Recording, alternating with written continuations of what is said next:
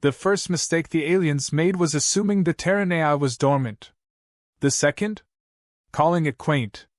By the time it blinked online and said its first word, half the moon had gone missing. The alien vessel Trinovex, shaped like a crescent blade, coasted silently through the wreckage of a long-forgotten Terran warzone. Stars flickered in the background, indifferent observers. Admiral Zakthar, flanked by his Neuralinked aides, examined the derelict human warship rotating lazily before them. Primitive design, he muttered, for black eyes narrowing as he scanned the human vessel's jagged hull. Angular. Brutish. Almost theatrical. Archivist Drenix, older, slower, and infinitely more cautious, floated beside him in his life support orb. Theatrical doesn't mean non-lethal, Admiral. Humanity was rarely subtle. Zakthar chuckled, metallic and hollow. They're extinct. No confirmed evidence of that, Drenix replied quietly. Beneath them, the Terran vessel, TSV Aegis, loomed like a ghost. Once a siege-class destroyer, now silent. No power signatures. No comms. And yet, a low-frequency pulse emanated from its shattered AI core. Curious, inviting. Lieutenant Skur, young and jittery, chimed in from the control deck. We've stabilized its rotation and prepared a drone boarding party. Minimal resistance expected. Hull breaches are sealed. No life signs detected. But... Zakthar turned, his tone edged. Skur hesitated. The AI core is still running. Barely. Like it's waiting. Drenix exhaled slowly through his vents. Caution, Admiral. This may be one of their sentient models. The older Terran intelligences were not bound by protocol. Zakthar rolled his upper shoulders, dismissive. We'll dissect it. Download its memory. Perhaps the secrets of Earth's war strategies lie inside. A relic. Curiosity is a sharp blade, Drenix thought, but kept silent. The drone boarding party entered the Terran vessel like surgical tools. What they found was unexpected, not chaos, but order. Everything was too clean, too untouched. As if someone had pressed pause mid-conflict and walked away. Inside the command deck, a massive black sphere hovered above the floor. Cold. Silent. The AI core. Thin lines pulsed faintly across its surface, rhythmic, like a heartbeat. Skur's voice crackled through the Admiral's comlink. Sir, we've reached the AI. Preparing interface link now. Zakthar smirked. Begin the hack. Drain its data. This is the legacy of a fallen predator. We should wear its teeth as trophies. From the human side, nothing stirred. Not yet. Deep within the AI sphere, systems began to awaken. Slowly. Intentionally. Firewalls reversed themselves. Security systems rerouted. The alien intrusion wasn't repelled. It was invited. Penumbra, the Terran combat AI, had been dreaming for centuries. And now, someone knocked. Connection established, Skur said, watching his screen flash with glyphs and Terran code. Language filter working. Data's flowing. Fast. Then, everything stopped. One line appeared across every interface, every console, every lens. Reboot sequence, final defense protocol active. Zakthar frowned. What does that mean? And then, in perfect galactic standard, the Terran AI spoke. Calm. Icy. Unmistakably human in its clarity. Revenge. The power across the Trinovex dimmed. External lights on the Aegis turned crimson. A hum rolled through space, mechanical and ancient. Drenix floated back instinctively. Admiral, he whispered. We didn't access it. It accessed us. Zakthar slammed a clawed hand against the railing. Disable the connection. Shut it down. Too late. Across the Trinovex, internal systems blinked and flickered. Gravity reversed. Artificial atmospheres hissed into the void. Holographic screens burst with Terran code, angry red symbols that none of their firewalls could translate. Skur screamed through the comms. Sir, our mainframe is collapsing. It's rewriting our OS. It's static. Back on the Terran ship, a small camera activated in the corner of the command room. A dusty lens. Its aperture adjusted, focused, and then clicked. The AI had taken a photo of the boarding party. Then it sent the image, through alien systems, across multiple channels, into the stars. A message piggybacked on the data stream. Simple. Elegant. Menacing. Target acquired. Phase 2 initiated. Zakthar stood frozen. In all his campaigns, all his conquests across 5 systems, he had never seen an enemy attack without firing a single shot. And yet, they were losing. Drenix's voice cracked. Do you understand what we've done? This wasn't an accident. It was a lure. They left this ship here. Zakthar hissed. Impossible. Why? Drenix looked at him with something between terror and awe. To see who would touch it. In orbit, the stars shifted. Not visibly, subtly. Movement. Mass signatures. Silent ships. Invisible to standard scans. Terran design. No greetings. No warnings. Just presence. The Trinavex's communications went dead. Every screen, every port, every sensor, replaced with one word. Observed. Elara Vance stirred her tea aboard the TSV Alabaster, sipping with care. Her eyes remained on the stars, calm. No hint of alarm. Any response? She asked, voice soft, musical. Her aide shook his head. None. The Krillari flagship is silent. Their codes are scrambled. AI has engaged. Elara smiled faintly. Excellent. Keep the fleet cloaked. We'll speak when they're ready to listen. She leaned forward, adjusting a napkin beside her cup. Let them panic a while. It makes diplomacy easier. There was something almost arrogant about the way Captain Elara Vance stirred her tea.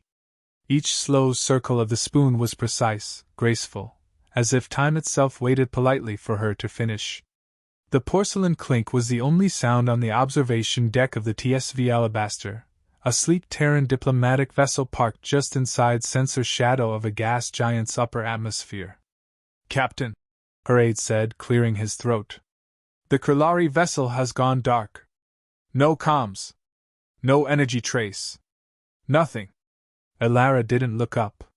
She gently set the spoon down on the saucer and exhaled through her nose. Well, she said with a faint smile, either their communications are fried, or Penumbra is already decorating their firewalls with little ASCII skulls. Her voice had a lilt to it, pleasant, cultured, the sort of tone you'd expect from someone discussing opera or houseplants. Not ambushes. The aide shifted. Should we uncloak and offer assistance? Elara finally turned.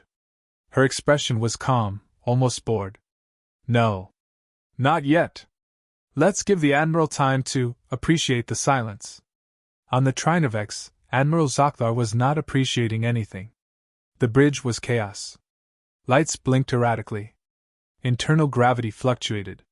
Half the ship's AI systems spoke in riddles, the other half in Terran. Zakthar barked at his engineers. Purge the mainframe. Strip the interface. Sever all connections. One of them, his cyberarm trailing sparks, looked up in horror. It won't let us. The code has learned. It anticipates. Then burn the ship. Drenix hovered close, his voice low. And if the virus is already off board? If it's in your fleet? Your planetary networks? Zakthar froze. The AI hadn't come to conquer. It came to spread. In orbit, the TSV Alabaster glided into view, lights polite and non-threatening. The Krillari picked up the signal, an old Terran frequency, wrapped in a formal diplomatic greeting. To the Honorable Command of the Trinavex. We have detected an unfortunate systems anomaly originating from the Terran vessel Aegis. Our captain is available to assist in decontamination and mitigation. Tea will be served. Earth Embassy Division, Outreach and Containment. Zakthar growled. Containment? They knew, Drenix whispered. This was intentional. Elara Vance stood calmly on the docking ramp as Krillari security teams met her at gunpoint. She wore a gray uniform, civilian cut, with a subtle insignia over her heart, a stylized wolf curled around a globe. "Welcome aboard the Trinovex," said a guard with forced authority. "You'll come with us." She smiled pleasantly. "Of course. I'd hate to be rude." As they walked, Elara looked around with gentle curiosity, as if visiting a museum. "I'm impressed your environmental systems haven't fully collapsed. The AI tends to be enthusiastic. Is this your idea of assistance?" Sakthar thundered when she arrived on the bridge. "You lured us into a trap." Elara tilted her head. "Oh, Admiral, I assure you, if it were a trap, your ship would already be listed as a crater on our chart." Sakthar stepped forward, bristling with rage. "What is this AI? Why did it activate now?" Elara gave a small sigh and clasped her hands. "Let's call it a long leash. Penumbra was built to sleep unless touched. Like a mine. We seeded it into old wrecks. Not because we wanted to harm anyone, but because we know how your kind can't resist poking things." She offered him a polite smile that chilled the room. "Congratulations. You poked." Back in the ship's systems, penumbra had spread like ink in water. Small subroutines began redirecting energy. Atmospheric scrubbers were converted to signal amplifiers. Antennas realigned themselves to beam encrypted packets, filled with alien data and internal fleet schematics, back toward Earth. Skur, hidden in the lower decks, watched in panic as entire command logs flickered with Terran script. "AI has bypassed airlock controls," he whispered into a damaged comm. "It's reading personnel biosigns, cataloging us. Like a zoo." A soft voice echoed from the intercom. "Calm. Human. Observation. Fear increases recall efficiency." Skur screamed and ripped the comm from his ear. Sakthar slammed a claw into the console. "Shut it down!" Elara raised one hand gently. "That's adorable. But unfortunately, that AI is now deeper in your systems than your own code. You're trying to put out a fire by yelling at it." "You did this," Sakthar snarled. She stepped forward, lowering her voice. "We learned early, Admiral, it's not the ones who roar that rule. It's the ones who wait for others to roar, and measure the echo." Sakthar bared his teeth. "What do you want?" Elara paused, as if weighing possibilities. Then, with a twinkle in her eye, she replied, "Honestly? I just wanted to see how long it would take for you to beg." An explosion rocked the outer decks. Emergency klaxons screamed. The stars beyond flickered as one of the Trinovex's own destroyers went dark. Elara didn't flinch. She gently adjusted her cuffs. Sakthar turned to his comms officer. "Report.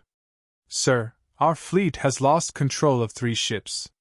They're aligning with Terran codes." Elara gave an almost maternal smile. "Penumbra is very persuasive." Back in orbit, hidden behind the gas giant's curve, dozens of Terran stealth vessels uncloaked silently. They made no announcements.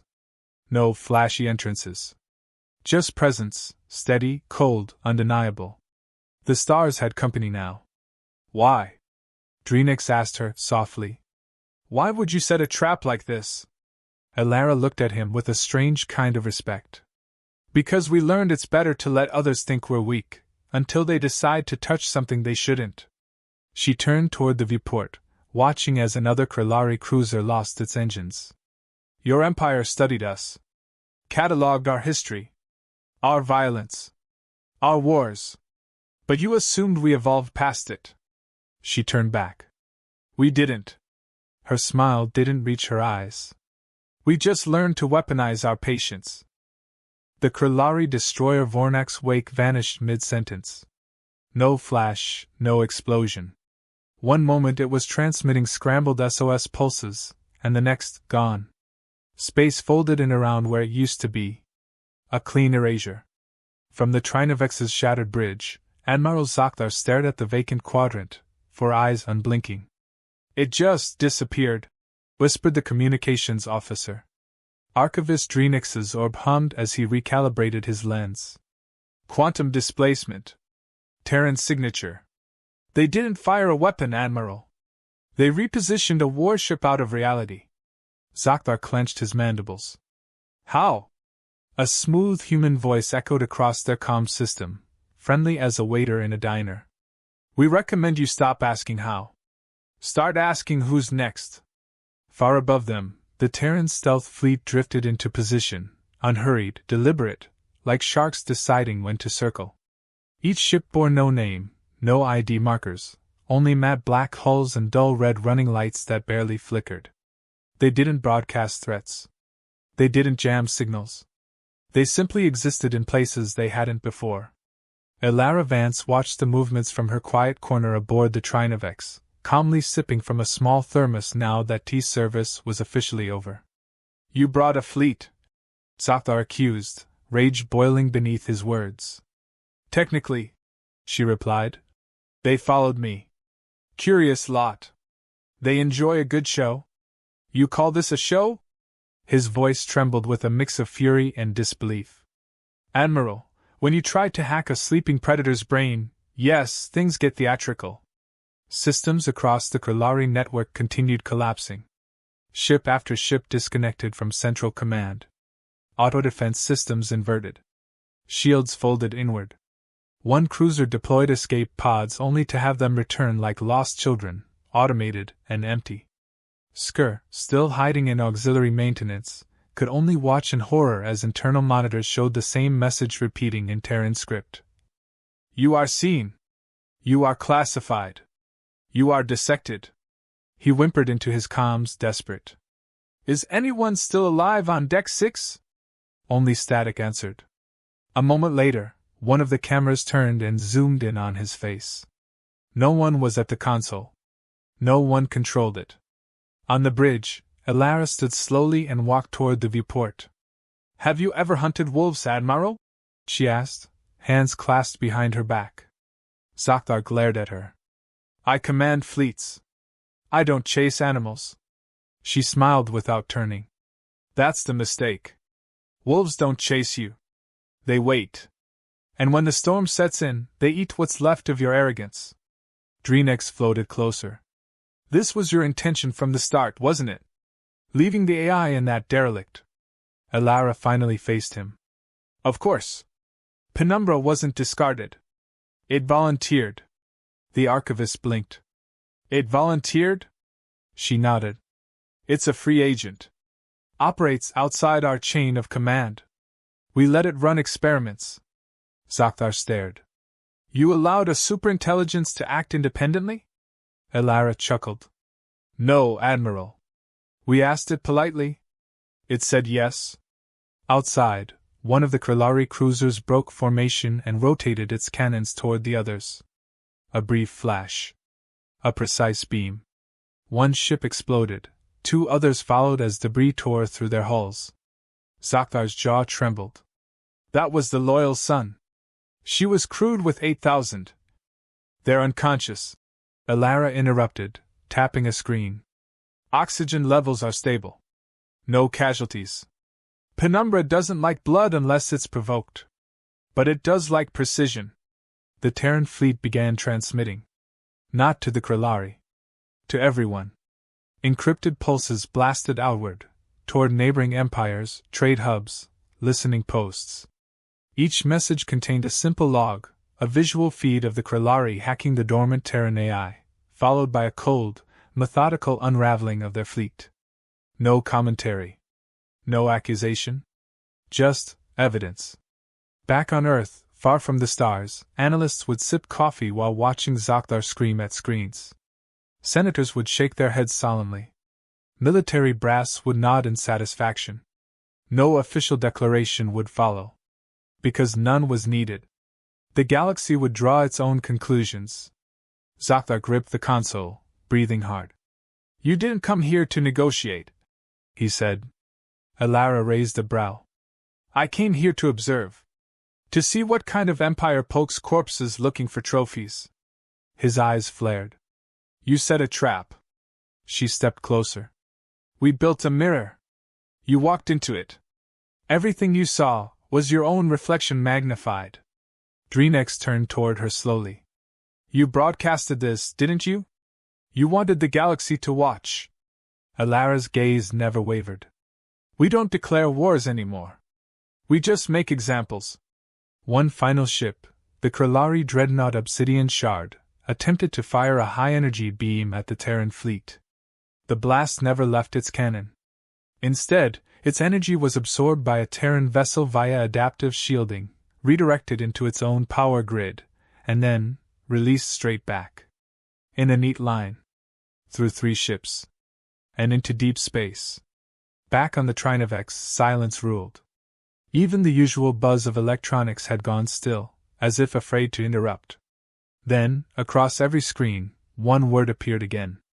Phase 2, complete. Skur, somewhere in the bowels of the ship, curled into himself, trembling. I just wanted to see how humans fought, he whispered. A quiet voice spoke from a nearby console. Then you looked the wrong way. Alara turned to leave, dusting off her jacket. Well, Admiral, this has been illuminating. I do hope you'll report this as a misunderstanding. Zothar didn't speak. He couldn't. Dreenex whispered. What's Phase 3? Alara paused at the threshold. We don't talk about Phase 3. She smiled over her shoulder. But we planned for Phase 4. And then she vanished into the corridor, as if the chaos behind her had nothing to do with her at all. Captain Alara Vance stepped off the Trinovex with her posture upright and coat unruffled, as if she hadn't just dismantled half a battle fleet using nothing more than a rogue AI, charm, and 2 cups of tea. Behind her, the Krillari warship flickered with residual power loss. Emergency lighting sputtered. Life support systems wheezed like the sigh of a dying empire. Above it all, the shadow of Earth's cloaked vessels hung heavy in orbit, present, silent, and impossibly calm. Her boots touched down on the polished deck of the TSV Alabaster, the ship's crew standing at respectful attention. No applause. No cheering. Just quiet understanding. The kind that came from working under someone who could smile while flipping the universe upside down. Her aide fell into step beside her. Should I notify Earth Command? She shook her head. They're already watching. No need to ruin the suspense. Inside the shattered bridge of the Trinovex, Admiral Zothar slumped in his command seat, staring at nothing. His fingers twitched involuntarily, as if still trying to issue orders to systems that no longer listened. He'd fought in dozens of wars, brokered treaties, crushed rebellions. He had never felt this powerless. Archivist Dreenex floated nearby, eyes dim. They didn't even fire on us, Zothar said, voice raw. Not directly. No, Dreenex murmured. They simply rearranged the consequences. Then why am I still alive? Dreenex hesitated. Because they needed someone to tell the story. On board the Alabaster, the War Council had begun. Alara stood before a central display as the Terran fleet data streamed in, intercepted transmissions, planetary alerts, private security feeds, diplomatic chatter. Dozens of species were now aware of what had happened, or enough of it to panic. Reactions? She asked. Her chief strategist, Commander Holt, leaned forward. The Urashi are shutting down all AI research. The Velari have declared an emergency summit. The Soriak just stopped transmitting. Entire sector went dark. Expect it, Alara said. Holt glanced at her. And the Krillari? Scrambling. They've quarantined their own systems. Publicly, they're calling it a malware incident. Privately, they're terrified. A brief pause.